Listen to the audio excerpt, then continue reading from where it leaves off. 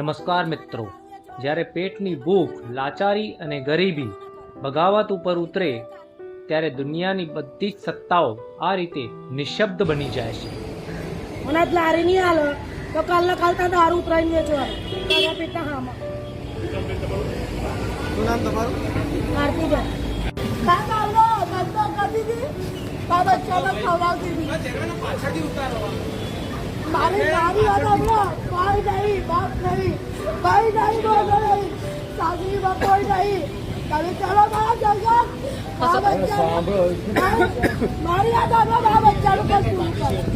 સાંભળો, તમારે 2 મહિના મારા બચ્ચાનો તો કોણ પૂરું કરે? તમે આડો ખાલી મારા સંગ તમે આ જાડો ક્યાંથી લઈ ગયા તમે લારી? ક્યાંથી લઈ ગયા? હું ધંધો કરી મારી વાત સાંભળો, પણ આમનો જે નિયમ હોય એ પ્રમાણે તમને લારી આપે ને. તમારી લારી આલવા ના તો કહેતા નહીં.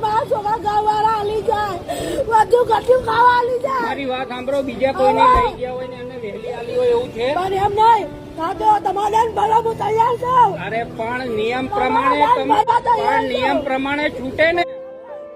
મિત્રો, આ મહિલાની પીડા, આક્રોશ, આક્રંદ અને વિરલાપોની આ સોનાની લંકાઓ ઉપર કોઈ અસર થશે?